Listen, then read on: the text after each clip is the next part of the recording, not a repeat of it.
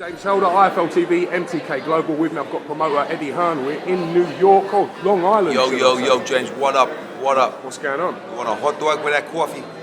Coffee was on point, I've got to say. I have to apologise for the lack of freshness. Firstly, I haven't even had a shower this morning yet. It's been a long night. It's been a long night, it's been a good night.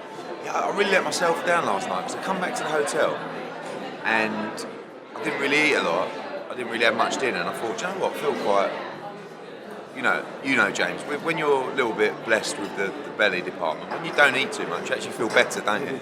And I come back to the hotel and I was just going up to bed and then Frank said to me, we've just bought a crate of beers and got 6 pizzas and I had about 4 slices, which were like that, of this buffalo chicken pizza. It was unreal, and about 4 Modelo's. So yeah, done a nice 4,000 calories. And it's sitting in my chops this morning.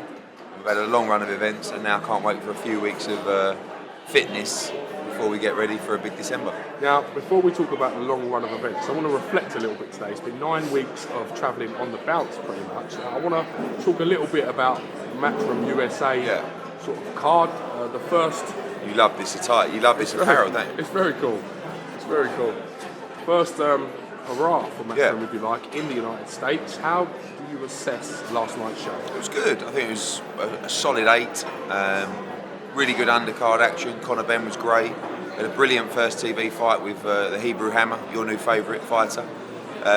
Miller was okay. I still think he's learning, and I think Wack was a difficult opponent to look good against, but to get Marius Wack TKO 9 on your record is strong. And I thought Daniel Jacobs was a masterclass. I thought Arias sort of realised he was a bit out of his depth and held on a bit and frustrated, but you could see the class of Daniel Jacobs. And we had a great crowd in there, just under 7,000. Learned so much about the market. And I said in interviews, and I know I wind people up, but I'm not naive enough to just think, I'm going to stroll into the US and just take over. Last night felt like it did when we started in the UK. Like, our team did a great job. Frank, Ross, Anthony, Scott, Paul, everyone, Mandy, everyone who came out here. We're all learning in this market, and kind of felt like not that we were winging it, do you know what I mean? But like back in the day when we started in the UK, I didn't really know what I was doing. We sort of just turned up, and you make mistakes as you go, but you learn from those mistakes. And we learned a lot through this process, and it was invaluable to get that first show under our belt. And I feel like the next one we can improve so much on, not just in the ring, but everything around it as well. We're trying to bring something different to the market, and last night, so we necessarily showed that, because it was more about getting in, establishing a position in the market, learning, and I think it was a solid performance. Tough sell out in Long Island, but again, really good numbers. The crowd looked really good on TV, so really pleased. Do you see making New York and the surrounding islands a hub for Matchroom boxing to begin with, before you look to crack other states? To begin with, I mean, I want 16 dates in America. That's what I want, and at the moment, we've got 4 next year. And that'll be a minimum. But again, it's a big step for our business, because we're already doing 25 shows a year in the UK. So to do 16 shows in the States, it's a whole new operation. It's not just taking our existing team and flying out the week before. We have to have a base here. We've been looking at offices all week, this week. We're going to set up our US business and our US office in early 2018. We're going to bring probably between 6 and 10 people, depending on date numbers, and employ them in New York as well. But I think the East Coast for us will be the initial focus. But obviously you can't rule out Vegas and LA and stuff like that. But again, I'm not looking to just dive in and make loads of mistakes and lose loads of money and do too many shows and sign too many fighters and not be able to give them enough dates. So slowly, and we'll get it right. I think you've learned from the pitfalls that you've had in the UK potentially in the past, where you may have had too many fighters, not enough dates, or maybe not enough dates, too many fighters. Yeah, I haven't really. I think the problem I have in the UK is we do have too many fighters, but I always give them what I promise them. But then we end up causing ourselves problems by having too many fights on shows, driving sky mad, trying to rush fights in, get fighters out where they don't really fit on the schedule. Yes. Do you know what I mean? Like Ed Robinson probably wants to kill me, because he will look at a card and say, Ed, we can't get these fights in. And I'm like, no, but if we get a stoppage there and a stoppage there, and then, you know, but it's hard to give everyone the activity that I promised them, but I will always deliver it because I did promise them. And, you know, these boys are fighting often. I mean, Conor Benn's had 10 fights in 18 months with a busted jaw, and he was out for 6 months. You know, look at Coley, Caldina, Fowler. These boys are boxing like 8 times a year. So I feel like there's a real transition in the UK at the moment between the older guard, who are like not finishing their career, but you know what I mean, like, and then the new crop coming through, who are the Olympians. Who in 2018, I'm looking for those boys to step up in championship fights and headline their own cards. You know, that's the new breed coming through over the next 6, 12, and 18 months, and I think there's plenty of them. Now, Daniel Jacobs, you said yourself, you believe his profile should and could be a lot higher with the right promotions and the right guidance. Where do you see the end journey with Daniel Jacobs? I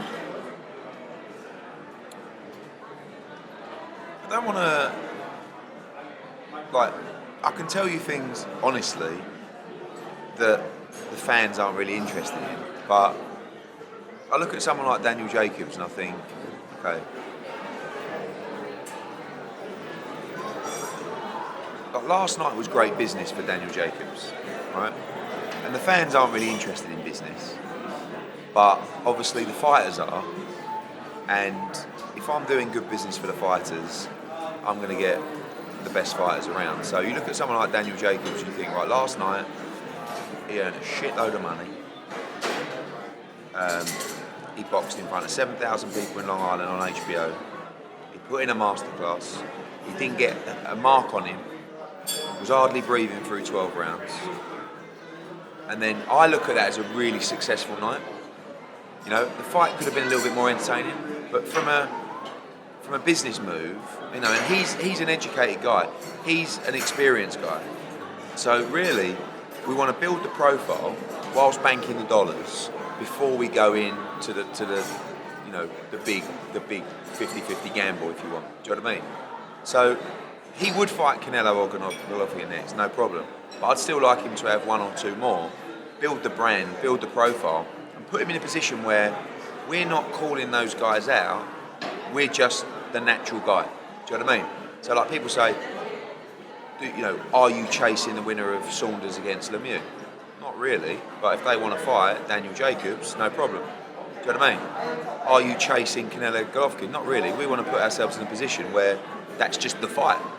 And I think when I look at the middleweight division, there are 3 standout names, and that is Canelo, Golovkin, and Danny Jacobs. They're the 3 stars in the division, as far as I'm concerned.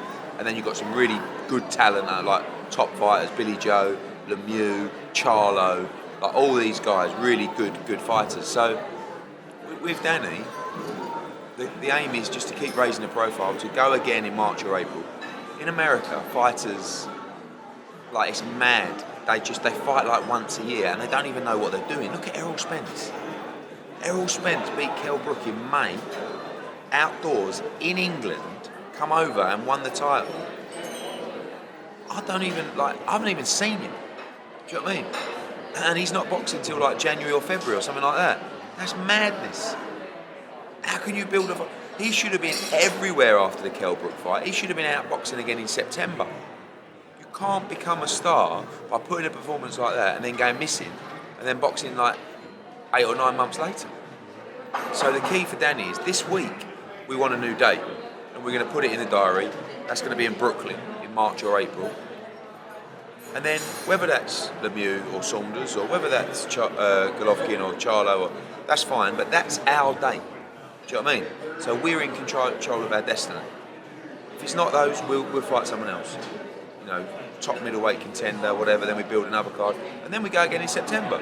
And then it might be Saunders, Lemieux, Charlo, whatever. But we got to be in control of our own destiny rather than just waiting and chasing. Because next thing, like normally he'd fight tonight, he probably wouldn't hear till when he was fighting till like April, and then he'd be fighting in September. You can't motivate yourself, you can't build a profile on that kind of activity. Let's talk a little bit about Conor Benn. His first outing in USA. A great performance from him, absolute brutal finish. Really The body shot, everyone's been speaking about. How sort of pleased are you with his progress? Yeah, Conor's really coming on, and the hard thing for Conor is well, I wouldn't say he's now a complete novice or rookie, but he was such a novice. Like, you can't even explain. This kid had like 10 fights in a shed in Australia. Do you know what I mean? And like, someone tweeted me last night and said, "Oh, he's 10-0 now. Look at Josh Taylor. He's had 11 fights." Josh Taylor had like 160 amateur bouts. Josh Taylor boxed all over the world as an amateur. Conor, you can't just expect to throw these kids in who don't have the experience in the deep end without giving them a chance to develop as a fighter. And Conor, Benn, I cannot tell you the improvements he has made. We were talking at breakfast the other day about like his second fight in Glasgow. He was all over the place. He said he come out the ring, he's like, "This ain't for me." He went away and he had a jaw injury, and I can't tell you, like, for a kid of 20 whose parents live in Australia, he lives in Essex by our gym on his own, right? The dedication of this kid to come back from that injury and what it did for him, his mind, the way he absorbed his information, the way he learned, the way he studied the game. He is an outstanding young world prospect, you know. And at first, I've said to him, look, I signed him because I thought he looks like he can have a fight, and he's Nigel Benn's son, and hopefully it's in the genes, like diarrhea, runs in your genes. And then he's just become this. Tony's done such a great job with him. The movement, the shot selection, the patience. Like last night, I'm not saying the Mexican was a world beater, but he was decent. You know, he could look after himself. And after the first round, I thought, do you know what? The way that he picked the body shot was beautiful. He's really, really coming on. And honestly, he's got a great. Nigel Benn should be very proud of him, and I know he is. And the way Nigel Benn is letting him just get on with his career is so good for him, because he's involved. Do you know what I mean? I'm not saying he's like, we don't speak to him, but he trusts us, he trusts Tony. And when you put that trust in someone, it motivates you to do a great job. Do you know what I mean? Like, if you feel like, you know, you're not really on the team, or you're not really being given the respect, or you're sort of demotivated, aren't you? He puts 100% trust in Tony. He puts 100% trust in us, and we will deliver. We'll give him every opportunity. One more on December 17th on the HAYE card, and then I think he should start moving at traditional route, southern area, English, British, but you know, it'll be 11-0 by the end of the year, and then I think it's time to start moving through the gears. You know, and but fans have to be aware as well. This is not a Josh Kelly. This is not a Joe Caldina. This is not someone who's had Olympic experience, 160 amateur bouts. This is a raw novice that has come in and learned the craft in the pro game. You mentioned David HAYE, Tony Bellew, David HAYE rather. I mean, there's been a lot of activity and rumours via the internet that David HAYE has suffered some sort of injury. Yeah. Is there anything you can tell the IFL team regarding this situation? I think it was the Boxing Voice that broke it and said a source inside the camp. I said to Tony Bellew, it's probably they've leaked that, because that's the sort of thing they do. HAYE's mind games. I spoke to a member of his team. When that broke, I'd spoke to his team about an hour before regarding the undercard, and we've got a meeting with them tomorrow. So then I know that he was training yesterday morning with a corporate day for Park Plaza, training fine. So I was a bit taken back by it. So I spoke to the team. They said absolutely no problem. Sky then spoke to David HAYE and said, "Oh, we've seen this." He said, "Absolutely not true. I'm 100%. I'm ready to go. December 17th. It's on." When you hear that as a promoter, you hear it. A rumour mill, Yeah, does it worry you? Yeah, it does worry. Sometimes it's true. Sometimes it's not. You get it nearly every fight. Do you know what I mean? I mean, look at the Joshua Takam card. When people started playing up, it was like, Yafai Ashida's off. Do you remember? It was like, I'd read it. I go, oh no. It says Ashida. Rumour is Ashida has failed his medical. So I'm phoning up like Paul, who works for us, and going, mate, what's happened with Bushido? He's like, nothing, he's sitting next to me now. I said, he's out, he's failed his medical. He went, no, he ain't. What are you talking about? And it was just, and you get it for nearly every big fight. Then Takan was out, failed a brain scan apparently, like 3 days before the fight. So, no, again, you never know with HAYE, because he's he likes to play games. So, does he leak that to make Tony Bellew think that he might be out of the fight, so he affects his preparation? I don't know. But as far as I'm concerned, fight's on. HAYE says he's 100%. I don't think, like, many fighters. I know everyone sits there before the press conference, goes, "I've had a great camp." And then in the interview after they go, "Well, I had a bit of the flu." So I don't think any fighter's ever 100%, but I know HAYE's fit, and I know he's been locking himself away, training hard, and I know how seriously he's taking this fight, because he's not running his mouth like he normally does, and that's because he has to win. Because if he doesn't win on December 17th, his career's over. What is the latest with the negotiations between Anthony Joshua, yourself, Shelley Finkel and Deontay Wilder? I know you've been in the USA, so no doubt you've had more meetings than anybody. Tell us a little bit about information. We had a meeting on Thursday, I did, with Shelley Finkel and Al Heyman in New York. It was a positive meeting. I think there's a desire from everyone to make the fight happen. I think they're under pressure through Deontay Wilder, do you know what I mean? To deliver him something, to deliver him some money, and deliver him a real fight. So you could tell that. I'm not going to talk really about the negotiations, other than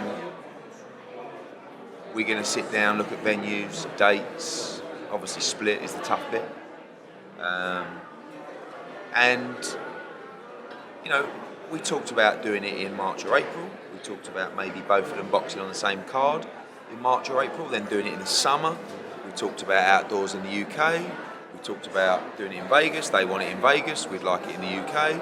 We talked about doing 2 fights, one in Vegas, one in the UK, or vice versa. So everything's in play at the moment. And I spoke to AJ this morning. He's in Dubai. He asked me, like, his text to me this morning was, "Who's next, Wilder or Parker?" So that's what's in his mind. Spoken to Parker's team. It's going to be difficult, James, because obviously every fighter wants to be overpaid. Do you know what I mean? It's nothing new. It doesn't matter whether you're doing a 4-rounder or you're unifying the heavyweight division. So we have to manage those expectations, deal with the reality, and we're not difficult to work with. Anthony's proved that in the past. He's had to consistently overpay people to fight him because of his value, and he'll have to do the same for Parker, and he'll have to do the same for Wilder, but he's prepared to do it because he wants the belts, and we can't do it without fighting those guys. Now, we saw a spat between Isaac Chamberlain and Lawrence Okoli while we've been out in USA. Back in England, Lawrence, I'm led to believe Lawrence Okoli was bang on the phone after that, insisting that the fights be made. Can you tell us? He phoned Paul, our matchmaker, and he's like, "Can you make that fight for December?" It's like, well, hang on a minute, it's like 5 weeks away. It's a tough one, because it's not really the time to fight. Do you know what I mean? But the game's changed, Like, people want to see that fight. Like, it's a bit like Wilder Joshua. That fight really should be in 12 to 18 months. I'm just telling you, like, honestly, in terms of building the size of the fight. But that's too long, because the fans don't want to wait, And it's the same with Okoli and Chamberlain, that the loss doesn't really, like, if they can't beat each other, one's going to win, and that's the one that's going to go on, and the other one's going to lose, and you rebuild them, and it just shows where everybody's at. But Okoli fancies the fight, Chamberlain fancies the fight, they both think they can win, they're both going to be very well paid for the fight, everybody wants to see it, we'll get a belt attached to it as well. Is it a headline fight now, or do you see it as a good sort of bolt onto an event? It's a headline fight yet. It's a chief support of a big card. It's a chief support of Dillian Whyte versus someone on February the 3rd at the O2. So, again, could you build it into a headline? One might get beat. Do you know what I mean? So, I just thought to myself after seeing that, you know what? time's now. Give them one more in December, and then let's do it. It'll be an amazing fight. Maybe we do it again.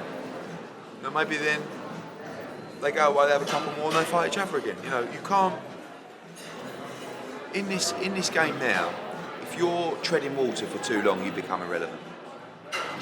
Because people are willing to take chances, and people are willing to step up. And if you're good enough, you'll win. And if you're not good enough at that moment, it's not the end of the world. You can come again and learn and go again. A good example is Craig Richards. You know, Craig Richards was boxing 6 and 8 rounders, sort of treading water. The Buglioni fight come up. You know, he wasn't well enough prepared. He hadn't really boxed a 12 rounder before, but it was a great opportunity. He thought he could win. He got very well paid, great profile, learned an incredible amount, and his position now is up here after the loss, and before the fight, his position was down here. Do you know what I mean? So you can't be afraid of the loss. But the truth is, if you're good enough and if you're a special talent, you won't lose anyway. Do you know what I mean? But just because you're not a special talent at that moment doesn't mean you won't become one. You know? So, in answer to your question, Coley against Chamberlain, all being well, got to sit down and talk about the money with them. But in terms of what they've made so far, this is going to be a lot of money. February the 3rd, 02. It's a huge fight.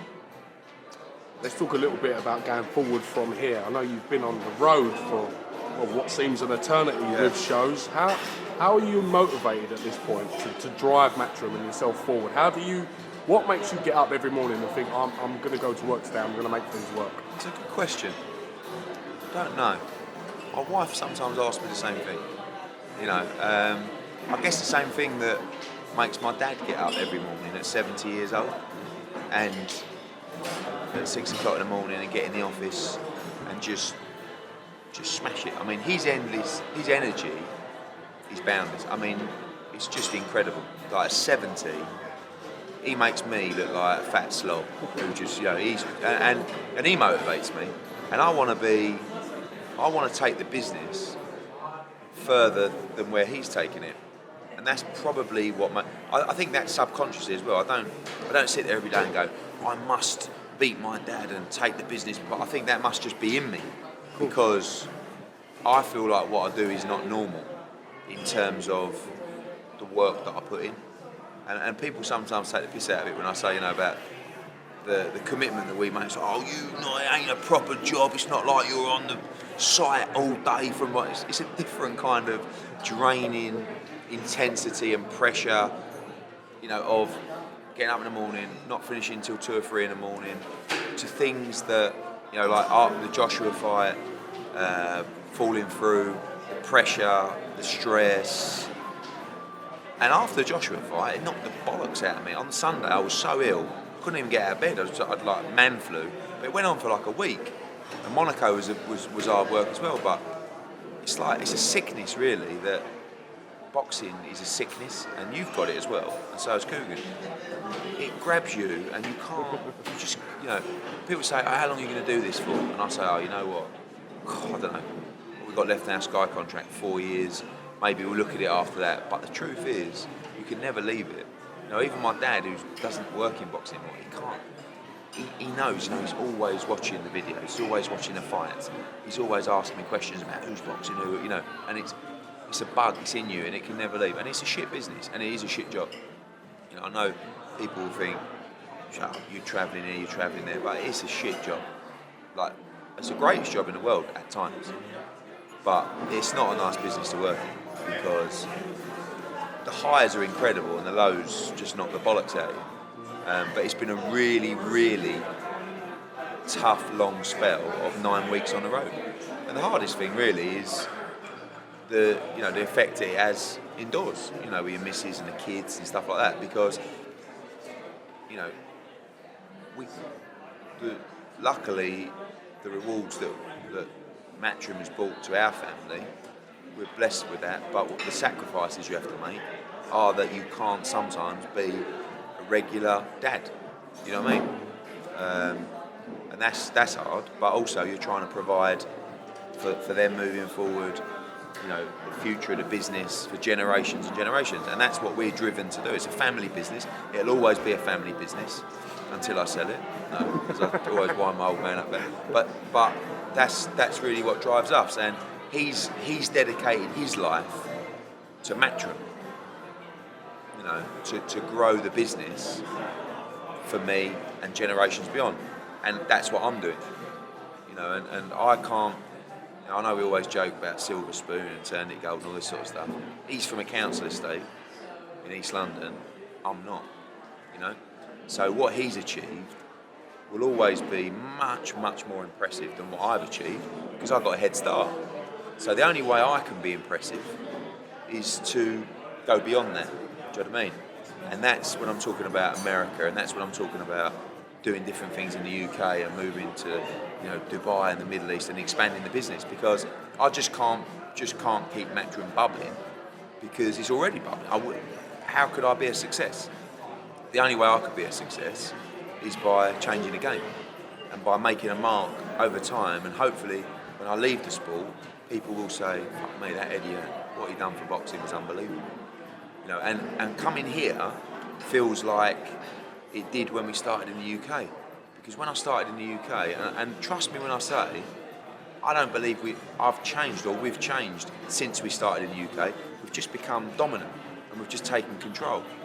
But when I started in the UK, it was like the encouragement people were giving me was driving me to get to the top. And now we're at the top, obviously that feeling's changed a little bit, somewhat. But in America now, I've had the same thing this week that I had from the British fans early on, which is, come on now, welcome to America, you've got to stay here, don't go back to Britain, build the game here. And it's like that again gives you that lift to make things happen. So, how am I motivated? Not really, just by winning, I suppose. I like to win. Doesn't matter whether it's game of football, game of cricket, game of golf, whatever it is, game of cards. Just like to win, and business is the same, and people are motivating you all the time, slagging you off, trying to block you, put you down, fuck your business. So I'm motivated to dominate and beat everyone, and that's what we've done in the UK. We're going to try and do it in America, but I also appreciate that 100% we must not take our afterball in England and America and in the UK. And that is our core business. That is our principal market. That is where we will continue to dominate. But now also building a team in America to try and do the same. Well, I've got you in a reflective mood. I don't want to go. This is deep shit. I don't want to go too Michael Aspel now. But what's been your lowest moment in boxing so far today? One moment where it took you, I don't know, an hour, a couple of days to get over that shock, that moment, that trauma.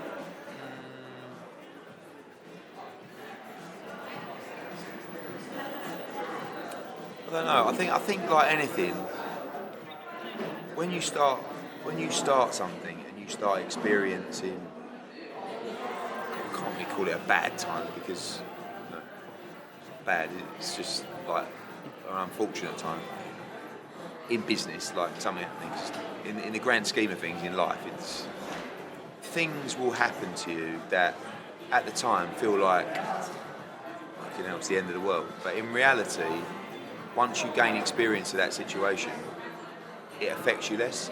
It's just the same as a fighter who walks out into a packed stadium. First time, they're going to be petrified. Next time, less nervous. The next time, it just becomes routine. And that's what happens in boxing. So the first time someone turns you over, or the first time an opponent falls through late on, or the first time a show collapses, it feels like it's the end of the world. And for instance, with the Joshua Pulev situation, if that was 2 or 3 years ago, I might not have been able to deal with it like I dealt with it in the build-up to that fight. But you become numb to disappointment in boxing. Do you know what I mean? Because there is so much disappointment behind the scenes that it's just you. The most effective way to deal with it is to get on with it, put a strategy together, and crisis management really on the situation. So like loads of things have happened, since. I mean, again, like Pulev pulling out 12 weeks. That was rough.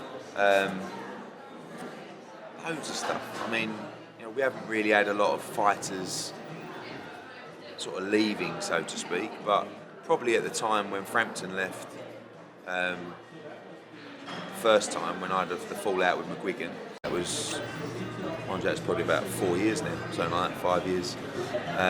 Because at the time, again, I was raw, and I thought, oh wow, we've done such an amazing job with this guy, and now you want to, Barry, you want to come in and be the promoter. Well, and that was quite hard to take at the time. What else?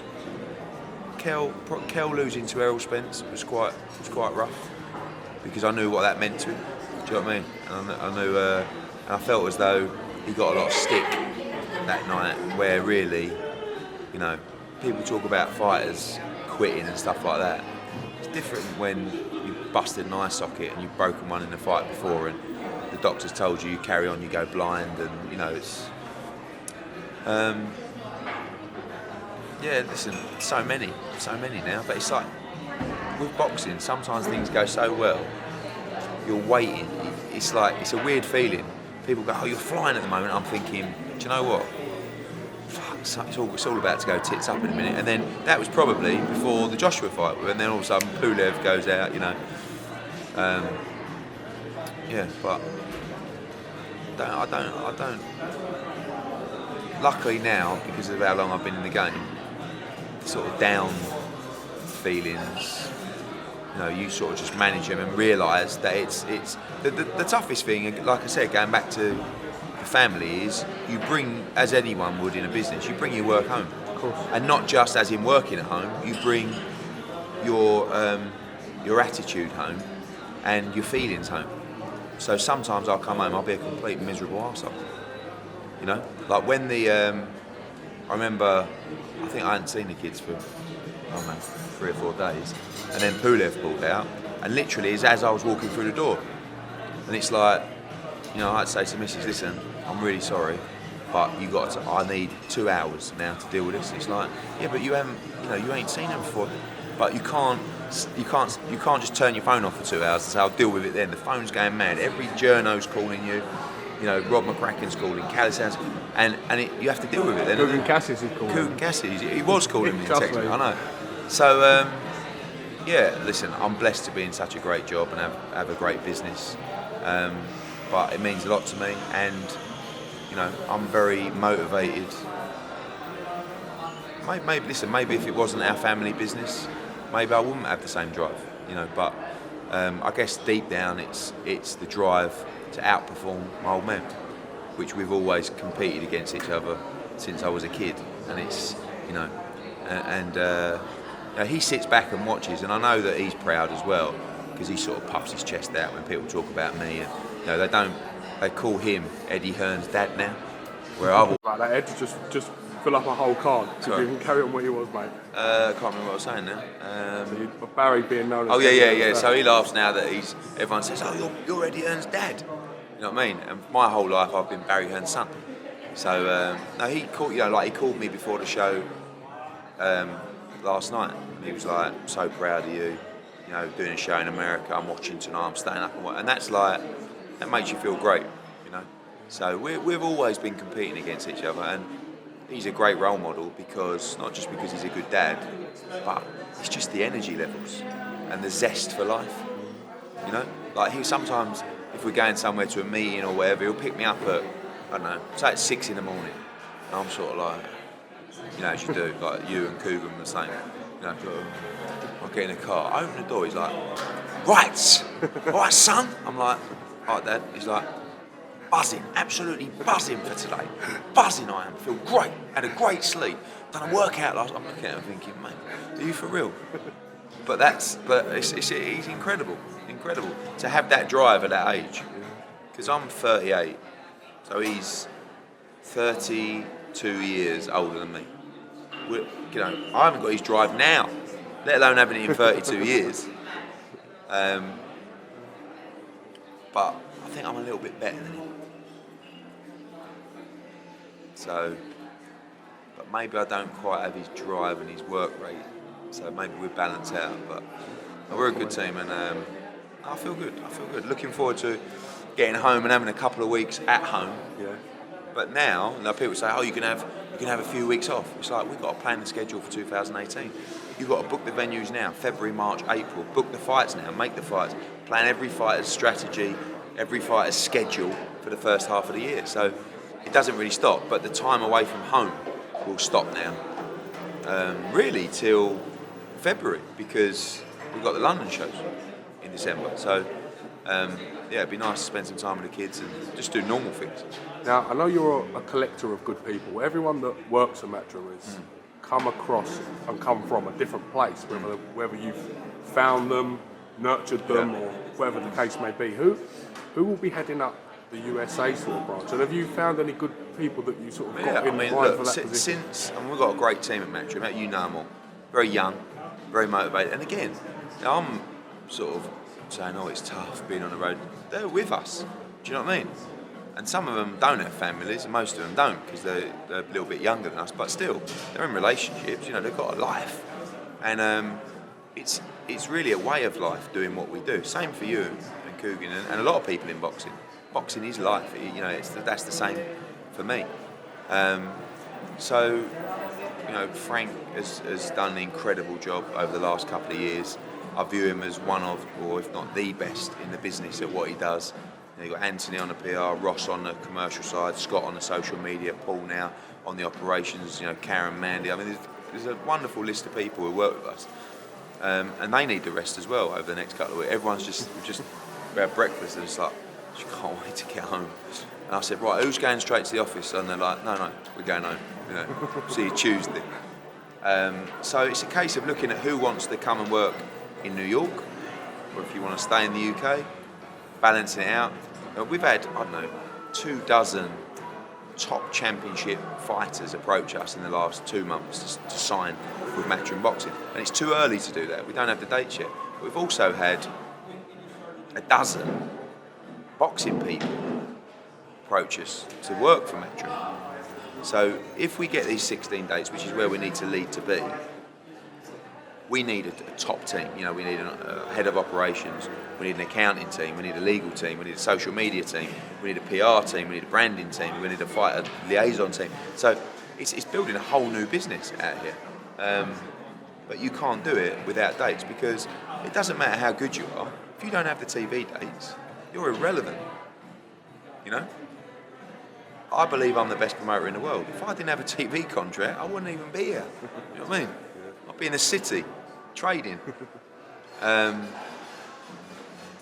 So yeah, it all depends on, you know, we know what we've got at the moment, but we want 16 shows next year. Realistically, we'll do 4, 6, something like that, and then maybe 2019 we go. But the game changes very quickly, and we're very powerful at the moment, and we're hot. So don't be surprised to see that expand quickly. Don't be surprised to see us signing major US fighters as well.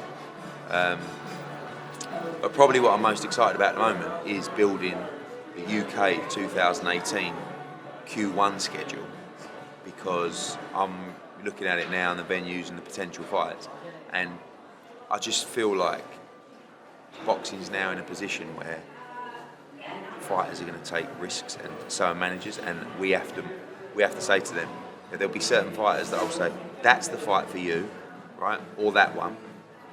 And if you don't want that fight, I don't know what we can do. We've never really done that before. We've been a bit too soft. But now the fighters in certain positions have to step up, and I'm excited about that. You know, I think 2017 has been a great year for fight fans. Well, I think the best for a long time. I honestly think 2018 will be even better, because everybody's trying. You know, love us or hate us, we've completely shaken up the game in the UK. And we put everyone on notice, and now more broadcasters, more promoters, more money. Everyone's trying to do bigger shows. Everyone's trying to compete. It's brilliant, and that's like, the mentality is weird from other promoters. Media said to me out here, there's been a lot of promoters disgruntled that Dana White might be coming into boxing. I'm like, why? I went, that's unbelievable for boxing. Oh, do you think so? I said, of course. Like, a guy who changed the game in MMA and UFC, the profile he'll bring to boxing, the activity, he's going to really put some noses out of joint, you know. But that's great. I'd love to compete against Dana White. I'd love to work with Dana White. and I'd like to try and be better than Dana White. So I think sometimes if you don't believe in yourself, and if you haven't really got the belief in your business, or you're not good enough, you're petrified when people who are better come into the market. But if you believe in yourself and you think that you can outperform everyone else, you want that competition. I'd love to see Dana White in boxing, and it just shows you how important and big boxing is. If this guy, who's part of a company that was sold for $4 billion, and UFC brand is so big, why does he want to get involved in boxing? Because it's a big sport. That's why. Because it's a great sport. Will we get Kell Brook Amir Khan in 2018? Do you think it will finally get done, or is it done the I think you'll only get it at the end of the year, I think. Because I think Kell's going to box in February. I think Amir wants to box in February or March. Then obviously he's got Ramadan, so then he'll box like towards the end of the year. But I still think he might want 2. I don't know. I mean, we're certainly not looking at Kell and planning his future around Amir Khan and probably vice versa for Amir. I think the key for both of them is to get back in the ring and get a win and get rolling again and build some confidence. And if that fight can happen, I think it would be great for the sport. Has there been any more contact between yourself and Tyson Fury? Have you and him sort of liaised any further? Is there any sort of anything you can tell us regarding that? No, we talked in Monaco. I think the focus for him is obviously his fitness and the UCAD case, etc. We've made it very clear. I'd like to work with Tyson Fury. I don't think anyone can make him more money. No one else can deliver in the anti-Joshua fight. And I think no one else can motivate him the way we can, by giving him a plan and a strategy and a schedule that will give him the motivation that he needs at probably his toughest point, which is to get fit. I'm talking in that respect. The only way you can get fit and to get in shape is to have a plan, to have a schedule, to have a date, to have a team behind you working together to motivate you. And I think we're the right place to do that. Whether he wants to work with us or not, who knows? But we put that out there to him. We'll see what happens. All right.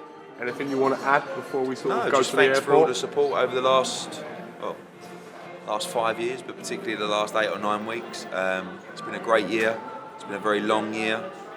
One more to go, HAYE Bellew. And actually we're going to announce another show for, looks like Wednesday, December the 13th, which is part of the HAYE Bellew Fight Week. You're killing me with that week's schedule. Yeah, I know. It's going to be a mad week because we're going to go Monday, proposed schedule, Monday, Katie Taylor workout. In the evening, HAYE Bellew press conference in Liverpool. Right. Tuesday, Katie Taylor press conference. Wednesday, Katie Taylor fight night. Thursday, HAYE Bellew workout. Friday, HAYE Bellew press conference. Saturday, HAYE Bellew weigh-in. Sunday, HAYE Bellew. And then Christmas. So thanks for the support and really looking forward to a big 2018. Really, really motivated to kick some butt in 2018. So looking forward to it. All right, Eddie Hearn, thank you very much for giving me some time today, sir. Cheers, mate. And I will catch you real soon. Safe travels.